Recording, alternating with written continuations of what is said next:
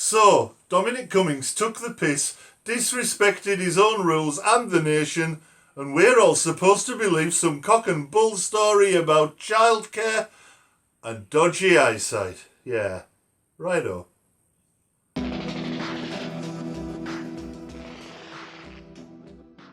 Rose Garden at number 10 is the place where Prime Ministers go to speak.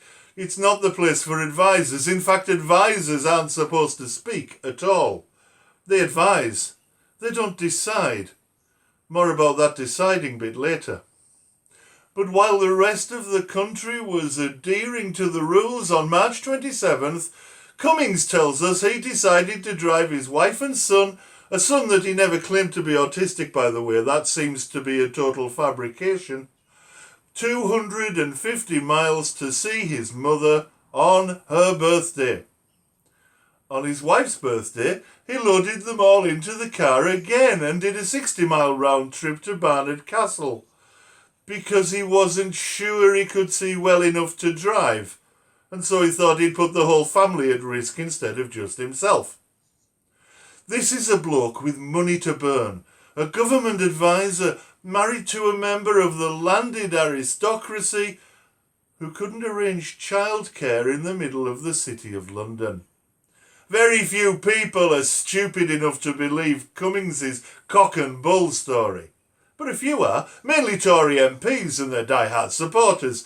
Or maybe they're not stupid, maybe they're just liars, with no more respect for their constituents than Cummings himself. My own local MP gave a radio interview this morning defending Cummings. It was like a bingo card of already tired excuses, but I'm afraid while he may have filled a line on his card, he certainly didn't get a house. You see, there were so many spaces on the card unanswered, some of which I'll highlight shortly, but first, let's hear from Mark Jenkinson MP himself. I'm joined now by Mark Jenkinson, the Conservative MP for Workington. The pressure growing on the Prime Minister to sack Dominic Cummings. More than 20 Tory MPs want him to go. Do you, Mark Jenkinson? No, I think yesterday we heard a clear and reasoned account. Contradictory and obfuscatory, if you ask me. From Mr. Cummings, he took extensive questioning from the press. Recognising that lots of people have made huge sacrifices, and people, many people will make up their own mind on this. I think Mr. Cummings set out exceptional circumstances. Parents all over the land were worried that they might be becoming ill and trying to make arrangements for childcare without driving the length of England.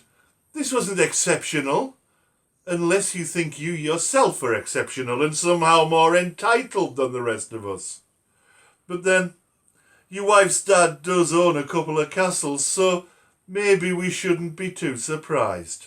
Around his small child, I think we've got to recognise that first and foremost he's not an advisor. First and foremost he's a father and a husband, and I think he done what most of us would have done. I'll walk to the end of the earth for my children, and I think should I have been placed in that position where there was family childcare over sending my child off to be with friends, I think I'd have made exactly the same judgment call. Right. Well, if we take the circumstances to start with, he's no different to anybody else. He acted, and this is where we've got to deal with the facts. He acted entirely within the legislation, entirely within the guidance, and 3 days before he done that, the Deputy Chief Medical Officer said in the press conference that those exact same circumstances were a reasonable excuse for travelling. She said that on the 24th of March in the press conference. So it was no different to anybody else. Millions of people tune into those press conferences and hear that those guidelines and the legislation were drafted such to allow for lots of different circumstances. On the Barnard Castle thing, going for a drive to test your eyesight, it's easy to judge with hindsight, isn't it? And I wish that I was blessed with the foresight of some journalists, if I'm honest. How well would that hindsight line have gone down in court if he'd killed a pedestrian because his eyesight was weird? honest. But it's a judgment call. You know, do you set off on a 6-hour drive to London? You know, you've just got over coronavirus, so is your wife. Your son's just got out of hospital. You heard the Prime Minister say yesterday he's wearing glasses for the first time in years. You know, yeah, the eyesight thing, I hadn't seen it on the official list of symptoms, but Mark Jenkinson, sorry to interrupt there, I just want to ask, you know, are you feeling the public anger here? I'd love to see what your inbox looks like today. Yeah, look, I mean, I understand that some people, you know, like I say, people will make up their own mind on this. I look at it not as Boris's special advisor and the Brexit bogeyman that many want to think of him as. I look at him as a father. I don't know Dominic Cummings. I've never met him. I look at him as a father making a judgment call as to what's best. We've seen the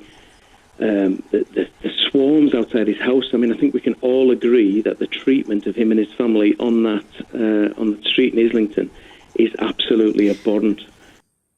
These swarms of press didn't seem to notice him packing up his car for the trip north. It was clear that he didn't feel safe. That came out quite clearly yesterday. You know, he did not feel safe in Islington. Do we not think that the Prime Minister's chief advisor could have had protection from the police, even the army if necessary? Islington isn't the most difficult place to find an armed copper or two when you need them, especially if they're stationed outside your front door. I accept that, and, you know, I think some people do feel a degree of sympathy there, you know, the press, we saw them outside his house, but when people are grieving, often anger is a side effect of that, and can you see sort of the glibness in messages from the likes of Rishi Sunak, Matt Hancock, telling people to move on? It might be difficult to move on if you've not been able to say goodbye to a loved one or attend their funeral. Absolutely. You know, that is absolutely understandable. We've got to recognise as well that you know, on that note, Dominic himself lost his uncle during all of this and was unable to say his goodbyes. That doesn't excuse his behaviour. Was unable to attend his funeral. So I think it's important that we recognise that, again, he is human and he's suffering some of these things that we're all suffering. I myself couldn't attend a family funeral because of the you know, the guidelines around funerals. So that doesn't excuse Dominic Cummings' behaviour either. I think we all recognise the impact and the sacrifices that people are making. I think we've just got to be careful that, you know, we don't portray this as some kind of exception to the rule, because it really wasn't. Mark Jenkinson, thank you for joining us today.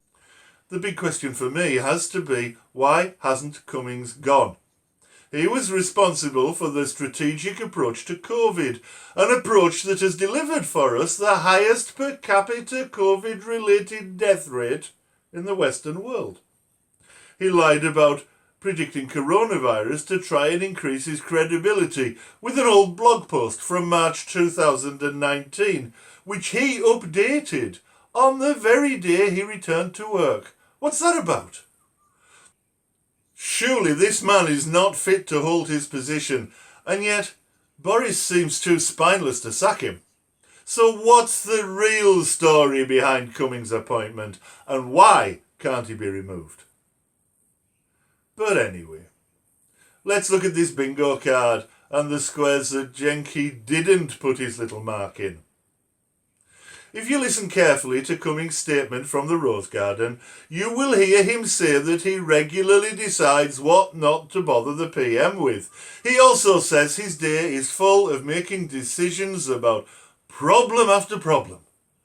Well, unless he's doing his own stuff on taxpayers' time, those decisions will be about government policy and government strategy.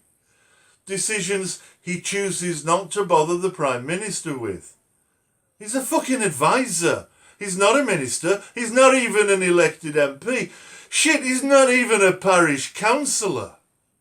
What is this unelected eugenicist playing at? And what are our real elected representatives doing accepting this sort of hubris, this totally unsupportable largesse from a jumped-up little nobody with a penchant for arranging the deaths of plebs like us through dodgy decisions to delay lockdown, despite the science from home and abroad? He said that the trip to secure childcare when no other alternative exists, is within the guidelines, and so it is, but only in an emergency, and this wasn't an emergency. This was a concern about what might happen, with no attempt to find alternative solutions. It was naught to do with birthdays, though, of course. He also said that he didn't stop on the 250-mile road trip with a 4-year-old in the car. Really? Really? He and his wife have family and friends in London, but of course they weren't celebrating any birthdays at the time. Cummings admitted to returning to work at number 10, even though others in his household were showing symptoms. The guidelines only allow you to take kids to relatives if you then self-isolate. And self-isolation wasn't supposed to end until nobody in the household was showing symptoms. He said that he thought it would be okay if he had a test, but then admitted that he's never been tested. He ignored the arrangements for care of key workers' children, which of course are abundant in the capital. So there are a number of questions unanswered on your Cummings bingo card, Jenky. But then, of course, you know that already. You just gambled that we wouldn't. Good move.